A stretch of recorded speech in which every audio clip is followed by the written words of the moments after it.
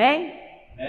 Então vamos abrir a palavra do Senhor, que está no livro de 1 Coríntios. 1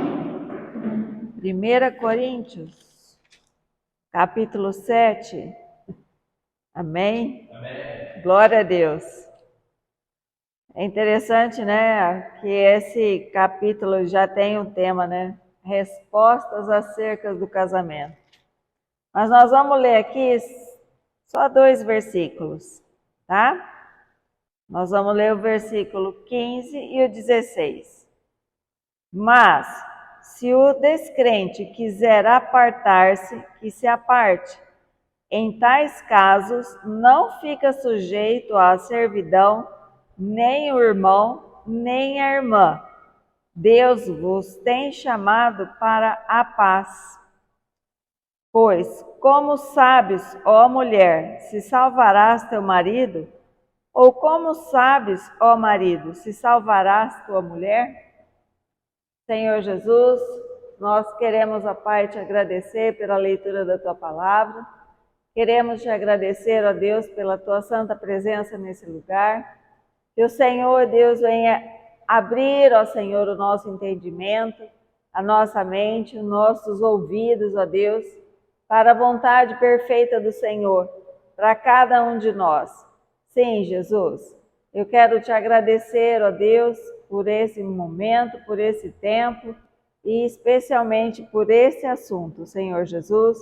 Que o Senhor nos revele, Pai, de forma simples, de forma prática e de forma, Deus, a não ficar dúvida, Senhor Jesus, sobre a tua santa palavra e o nosso querer e o nosso efetuar.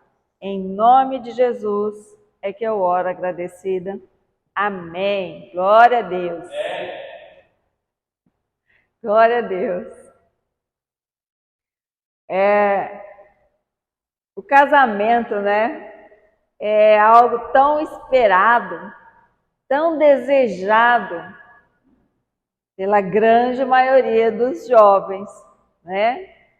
Seja de que nação, de que credo, de que religião, de que cultura, de que faixa, né, social, em todas as áreas, em todos os lugares do mundo, o casamento é algo muito esperado pelo jovem. Né? Pelo menos a grande maioria dos jovens espera, né, constituir uma família, constituir o seu lar, né, educar os seus filhos, formar realmente uma família que seja a sua imagem, a imagem dos seus conceitos, das suas qualidades, das suas virtudes, que por sua vez aprenderam com seus pais e estes aprenderam com seus pais, né? E assim nós vamos caminhando, né, nessa constituição da família. Nós não vamos entrar no mérito né, do significado hoje, né, século 21, 2023, de família, porque é um conceito, né, diz que é um conceito já um pouco ultrapassado, que muitos, né, inclusive leis, querem desmontar o conceito de família. Nós não vamos entrar nesse mérito, mas vamos entrar no mérito, vamos entrar, né, pela linha de pensamento do porquê tantos casamentos cristãos hoje em dia têm sido um fracasso, tem sido, né, vituperado, tem sido motivo de grande frustração entre os cristãos, entre moças e rapazes que sonharam com esse momento, desejaram esse momento, mas encontram a frustração logo no início. Logo no início da sua vida conjugal, logo no início da sua vida familiar, da sua vida amorosa, porque não tiveram uma orientação que fosse verdadeiramente saudável para as suas vidas. Então, hoje nós vamos falar, é um assunto, muitas vezes, para muitos, delicados, um assunto delicado, um assunto que pode trazer grande controvérsia, mas nós vamos tentar trazer à luz do Evangelho o porquê muitos estão sofrendo com este casamento. Mas, além do casamento, com um divórcio. E tanta legalidade sobre a vida de cada um do cristão que se vê nessa situação e não sabe o que fazer, não sabe que atitude tomar, não sabe como restaurar o seu relacionamento, mas também não consegue encontrar a paz para um divórcio. Então vamos voltar na origem, Vamos voltar na origem antes de chegar nisso aqui. Antes de chegar aqui, em 1 Coríntios, capítulo 7, que diz que se o descrente não quiser viver em comunhão com o crente, então que se afaste, que se separe. Vamos voltar no princípio. Vamos voltar naquela palavra em que Jesus nos instrui, ordena, e é uma ordem, não é uma sugestão, para não entrarmos em jugo desigual. É, o jugo desigual. Mas como, irmã, jugo desigual, se eu sou crente, estou casando com um cristão, se eu estou casando com um irmão da fé, com um irmão da igreja, como pode ser esse jugo desigual? Existe sim essa possibilidade. Você já experimentou saber o que ele pensa, o que ela pensa a respeito dos temas mais delicados da palavra? Por exemplo, sobre a bebida, sobre relacionamento íntimo, sobre amizades, sobre educação de filhos, sobre finanças e por aí vai. Esses são só alguns pequenos exemplos. E muitos se esquecem de aproveitar a fase do namoro para conhecer um ao outro, para conhecer o que cada um pensa a respeito da palavra de Deus em cada uma dessas áreas das suas vidas. De saber qual é o propósito daquele por quem você está, pseudo se apaixonando. Porque isso normalmente você só vai descobrir que não era bem assim depois do casamento. Ah, mas eu pensei. Namoro não é para pensar, namoro é para dialogar, namoro é para se conhecer, namoro é para ter tempo de saber quais são os princípios de vida de cada um dos dois. Como você trata a sua família, como você trata os seus amigos, qual a importância que você dá para cada área da sua vida, para os seus estudos, para a sua profissão, para todas as áreas, para o seu lazer, para os seus interesses. Porque depois que casa, você descobre que um gosta de cinema e que o outro gosta de jardinagem. E aí eles não andam juntos. E aí eles não encontram nada em comum para fazer juntos. Porque não teve tempo. Não tiveram tempo para descobrir isso antes. E isso tudo vem sim como julgo desigual. Não termos os mesmos propósitos, não termos a mesma perspectiva, a mesma visão, o mesmo olhar de vida. É um julgo desigual que precisa ser colocado como importante e primordial para um relacionamento sadio. Um relacionamento de pessoas que amam a Deus, que dizem, que amam a Deus, que andam segundo os seus estatutos, segundo os seus caminhos, que se guardam para esse tempo, mas não são perfeitos, essencialmente perfeitos. Se nós voltarmos lá em Eva e Adão, eles tiveram sim toda a condição de um casamento perfeito. Tiveram. Adão, formado por Deus, a sua imagem e semelhança, imagina, quem que não sonha em ter um esposo desse, né?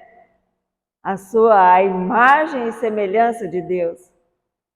De Deus nós sabemos que é puro amor, energia de alegria, energia de paz, energia de cura, energia de restauração da alma, de tudo que nós somos e podemos. Esse era Adão. E Deus, na sua infinita sabedoria, o que fez? Criou a Eva, a mulher para este Adão, da sua própria essência.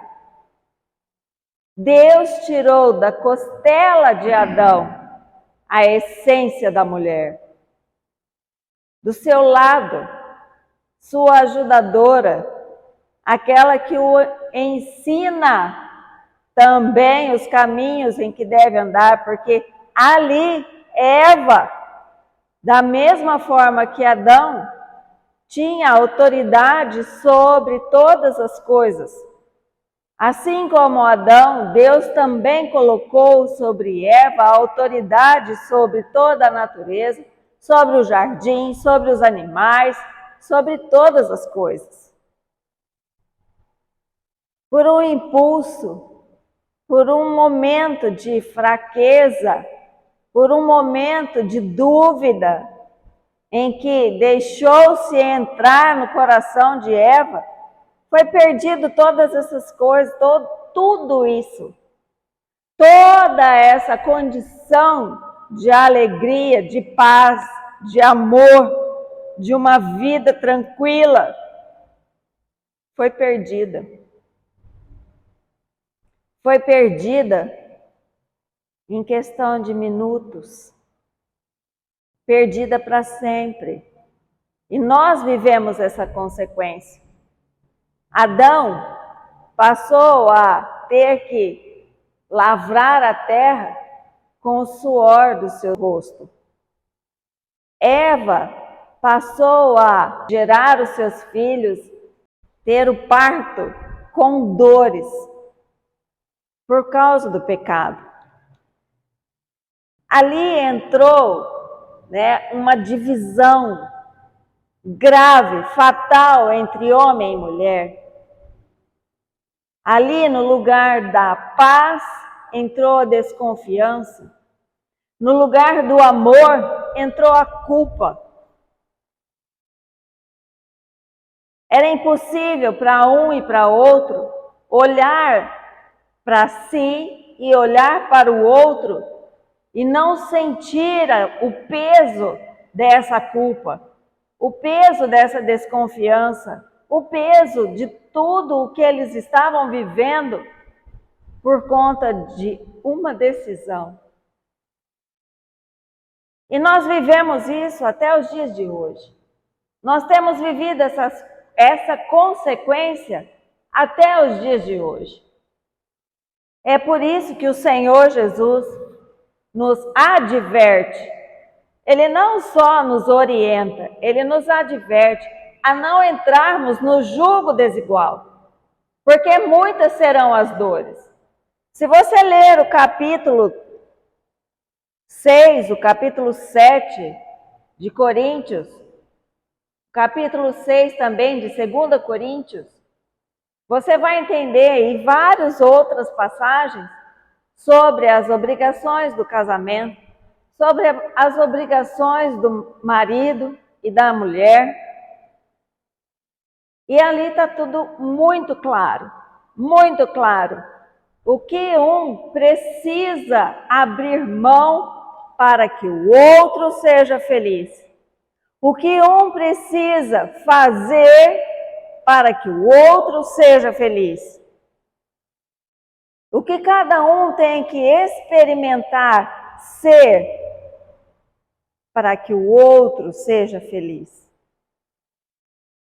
O intuito do casamento, do relacionamento, aquele que já entra com esse intuito, né, de eu vou me casar e vou ser feliz para sempre, já começa errado. Casamento é para fazer o outro feliz, é entregar-se, assim como Cristo se entregou pela igreja. E nisso a Bíblia nos diz que há um grande mistério. Então, quando eu penso que eu vou me casar para que eu seja feliz, eu já estou começando com um propósito errado. O meu propósito é fazer o outro feliz. Não da forma como eu quero que ele seja feliz, mas como ele é feliz com aquilo que ele gosta para ser feliz. Aquilo que ele precisa para ser feliz. Porque somos pessoas diferentes em todas as partes. Mulher tem uma necessidade, homem tem outra necessidade. A visão do homem é uma, da mulher é outra. A natureza do homem, a natureza da mulher, são pessoas completamente distintas, diferentes, só pelo fato de ser homem, só pelo fato de ser mulher, que unem-se em uma só carne.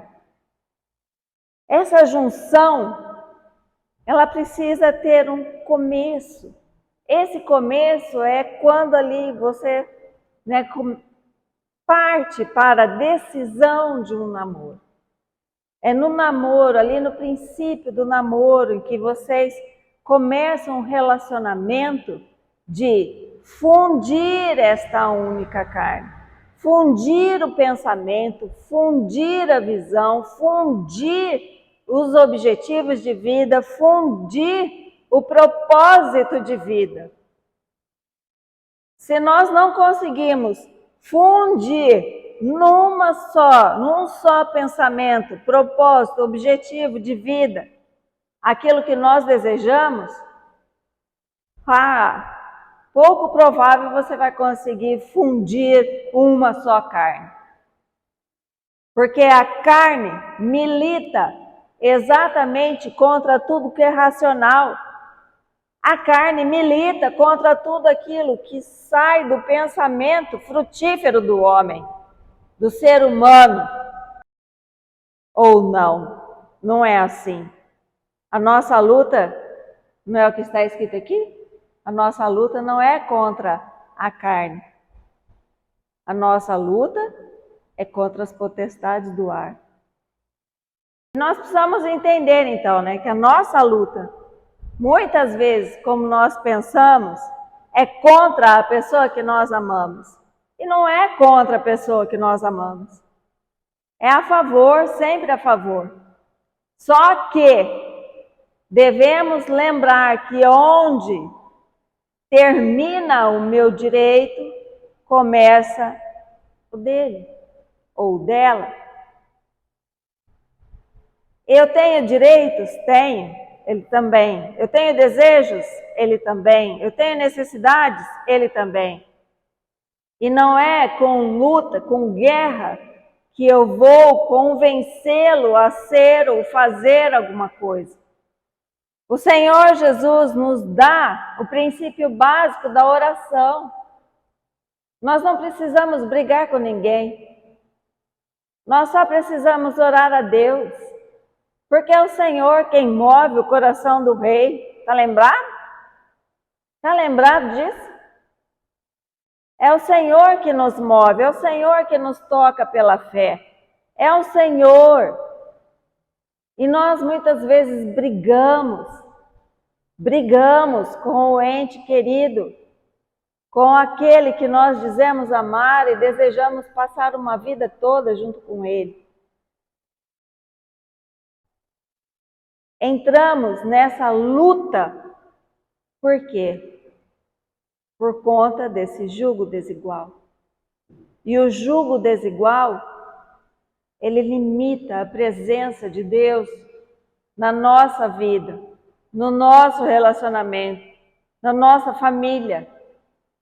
O jugo desigual, pior do que você ter, as bênçãos limitadas, porque cada um quer partir para um lado diferente, eu penso em ir para a direita enquanto ele pensa em ir para a esquerda. É praticamente impossível recebermos uma bênção. Isso também limita a presença de Deus no nosso meio. Limita, porque o Senhor quer ser adorado. O jugo desigual não vai permitir. As nossas forças vão ficar divididas. O que a palavra diz sobre o reino dividido? Não subsiste. Não subsiste o reino dividido. E se nós não temos o mesmo pensamento, o mesmo objetivo, o mesmo propósito de vida, em servir a Deus, em servir a igreja, em servir a comunidade, em servir os irmãos, se não temos o mesmo pensamento, certamente nós vamos ter problemas. Aí vem outro problema que é ainda mais grave, porque eu penso que isso tudo é incompatibilidade de gênios. Eu não sabia que ele era assim, eu não sabia que ela era assim, eu não quero mais ficar casado. Eu não quero mais ficar casado com uma pessoa, porque ele tem o hábito, ele tem essa mania, ele tem isso e aquilo outro. Muitas vezes o problema que eu vejo nele não está nele, está em mim. O problema está em mim. A palavra de Deus me ensina que casamento, relacionamento é renúncia. Sempre uma das partes terá de renunciar. É por isso que Paulo fala, Eu não casaria. É pecado casar? Não, não é de jeito nenhum. Melhor casar do que abrasar. Mas eu não casaria se fosse você. Por quê? A vida, por si só, ela já tem aflições. É o que diz a palavra, no mundo tereis aflições. E Paulo nos adverte disso. Eu preferia que vocês não passassem por essas aflições e sofrimento. Mas, se não consegue, se dominar, então que se case. Mas saiba que casamento sempre será um tempo de renúncia. Sempre será um tempo de aprendizado. Um tempo de rever os conceitos e as prioridades. Principalmente depois que os filhos chegam. Passamos a ter outras prioridades. Os filhos crescem, temos outras prioridades. Assim é a vida. Não é culpa do outro, não é culpa de ninguém, assim é a vida. As exigências de maturidade, então nós podemos entender que muitas coisas nós podemos evitar quando a nossa prioridade não é a nossa necessidade, mas a necessidade do outro, a quem dizemos amar, a quem dizemos querer compartilhar uma vida toda. E se tudo isso que eu falei aqui, com o cristão, já tem as suas implicações, quanto mais o julgo desigual com aquele que não é um cristão. Ah, mas ele me ama. Ah, mas ela me ama. Mas vocês não compartilham dos princípios básicos da fé. Não partilham dos princípios básicos dos ensinamentos da palavra de Deus. Não compartilham dos princípios básicos de vida. Se entre cristãos já tem muitas situações que podem trazer problemas, com o não cristão vai haver muito mais. E depois disso, vem aquele peso da separação, o peso do divórcio, o peso de eu não consigo dar continuidade nesse relacionamento. Não há possibilidade de continuar nesse relacionamento. E vem esse peso, porque o peso, de saber que eu estou desagradando a Deus com o divórcio, porque a Bíblia é clara quando diz que Deus odeia o divórcio, vem esse peso sobre mim. Mas eu já me esqueci que eu já desobedeci quando eu me casei, quando eu escolhi o julgo desigual. Eu me esqueço disso. E não adianta falar, mas fulano falou que nós formávamos um casal perfeito, que nós nascemos um para o outro, que nós somos isso, aquilo outro. Nós precisamos saber o que Deus pensa desse relacionamento. O que Deus vê neste relacionamento. Quando Ele olha para o seu coração, o que Ele vê, o que Ele encontra, quando Ele esquadrinha o seu coração e vê que você quer se unir neste jugo desigual. Nós precisamos ser muito conscientes da nossa condição cristã, da nossa condição de dependentes de Deus.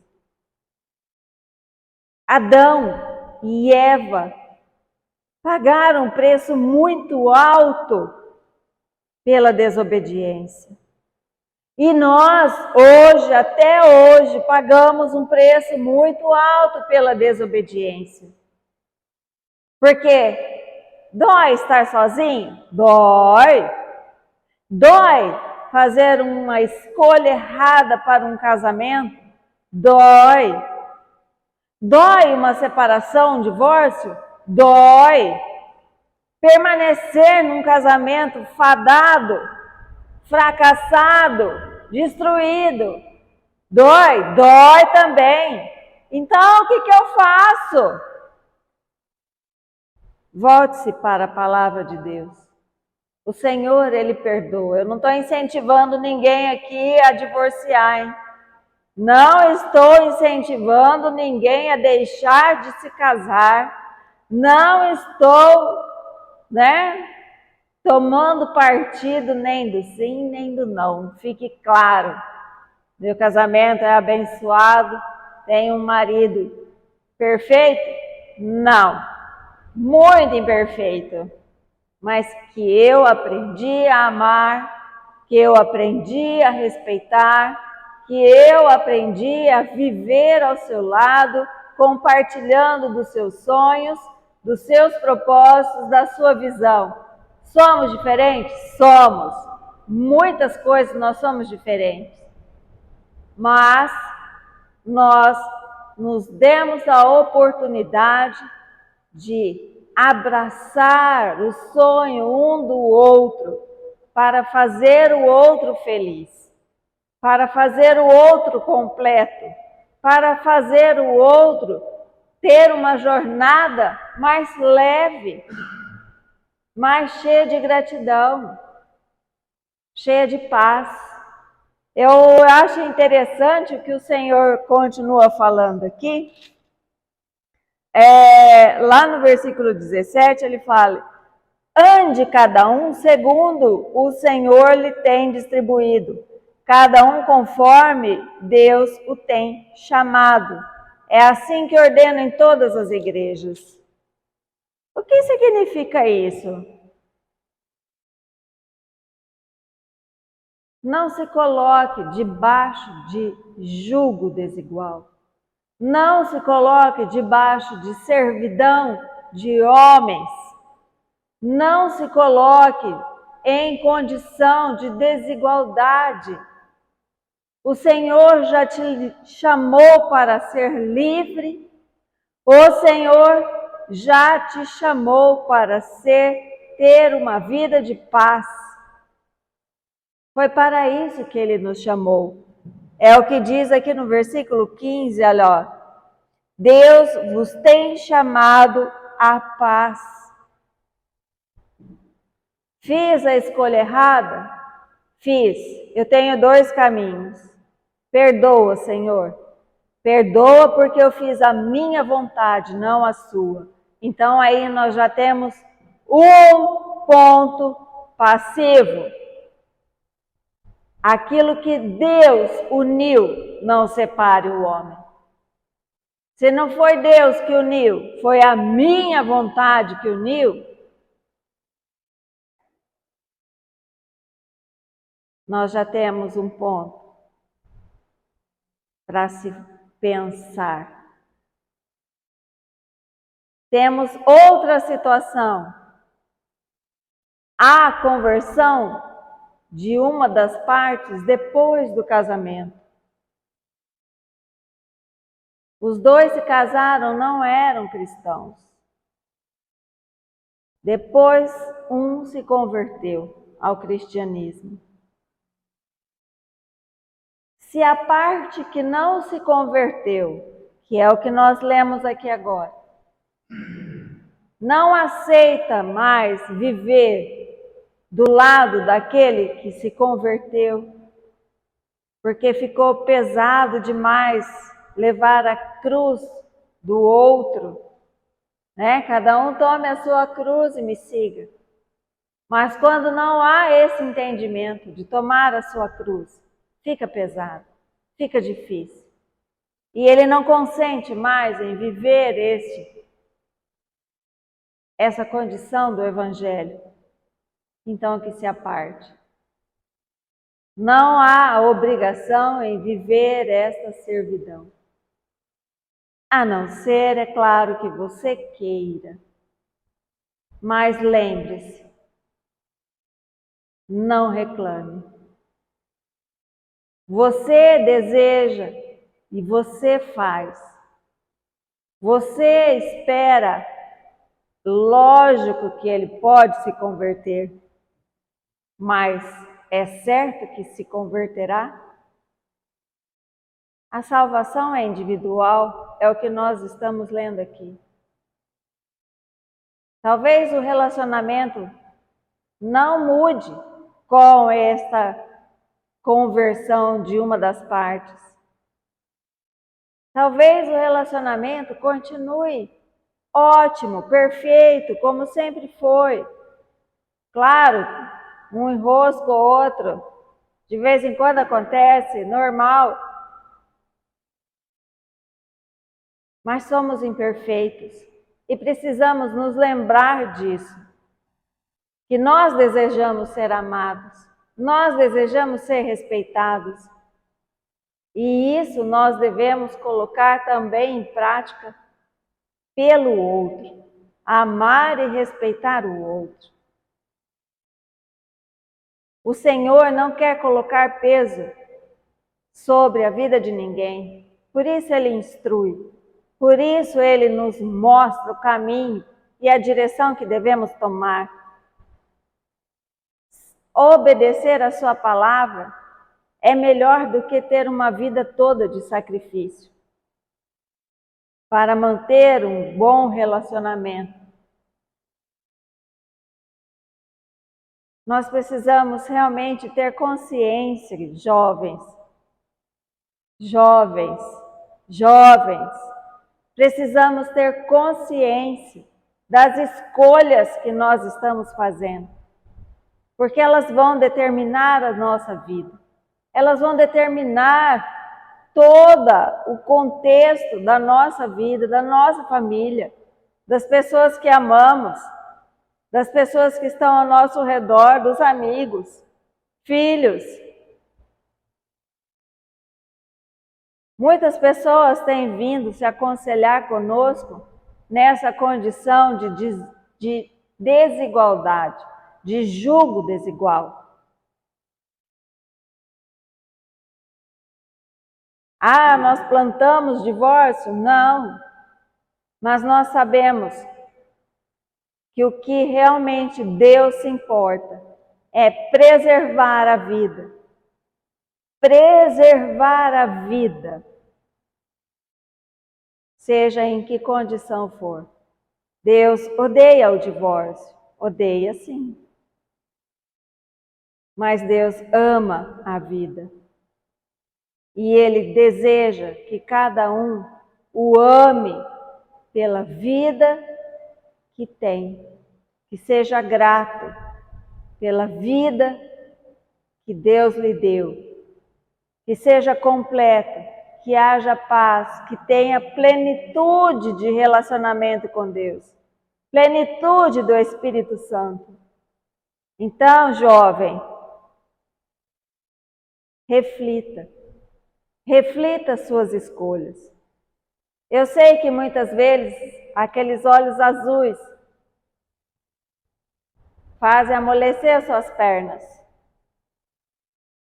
faz perder totalmente o controle de todas as coisas. Eu sei que aquele sorriso é encantador, mas reflita a sua escolha. Não baseie a sua vida somente no momento da juventude. A juventude passa. E nós precisamos saber o que nós queremos colher ali na frente. O que nós desejamos colher para um relacionamento estável, maduro, um relacionamento em que podemos confiar um no outro, um relacionamento em que nós teremos a paz e as bênçãos do Senhor. Amém? Glória a Deus! Que o Senhor venha confirmar sobre cada um de nós essas escolhas que nós estamos fazendo hoje. Elas dizem diretamente fazer parte do nosso futuro. E o nosso futuro precisa estar, tanto quanto hoje, alinhado com o desejo de Deus, com os planos de Deus para a nossa vida, com os propósitos de Deus para a nossa vida. Estamos vivendo um momento em que, como diz a palavra, se continuarmos a leitura aqui, deveríamos viver como se já não vivêssemos mais nesse mundo. Porque estamos muito próximos de voltar para casa. Então, hoje, mais do que nunca, saber fazer a escolha certa e determinar o nosso futuro, os nossos dias de amanhã, são mais do que necessários e urgentes. Que Deus nos abençoe, que Deus nos traga, né, uma luz ao nosso entendimento, ao nosso pensamento sobre as escolhas, uma luz sobre todas as escolhas que nós vamos fazer, que vão determinar a nossa vida, que vão determinar o nosso futuro. Amém? Amém. Glória a Deus. Senhor Jesus, nosso Deus, queremos te dar graças, ó Pai, pela direção da tua palavra, pela direção do Senhor para a vida desses jovens, dessas jovens que estão, Senhor Jesus, no momento, Pai, de tomar decisões importantes na sua vida, seja na área, Pai, conjugal, seja na área profissional, seja, ó Deus, em que área for, familiar. Enfim, Senhor, nós oramos, ó Deus, para que cada um desses jovens, Senhor Jesus, seja compelido pelo Teu Espírito a fazer a escolha certa. Ilumina as mentes, ó Senhor Jesus, o coração, para que olhem, ó Deus, e esperem, Senhor Jesus, realmente pela resposta do Senhor. Sabemos que um abismo chama outro abismo, Senhor. Então que cada um venha, Santo Deus, buscar a Tua vontade, buscar a Tua face e assim o realizar. A Tua vontade é perfeita, ela é soberana e ela, Senhor Jesus, não nos deixa frustrados. Então, ó Deus, coloca, Pai, no coração de cada um. E cada um, Senhor, sabendo fazer as suas escolhas, sejam felizes na presença do Senhor. É o que eu oro, Pai, em nome de Jesus. Amém. Amém. Que a graça e a paz do nosso Deus, do nosso Senhor Jesus Cristo, e a consolação do Espírito Santo estejam perpetuamente em nosso meio. E nós dizemos: Amém. Amém. Glória a Deus.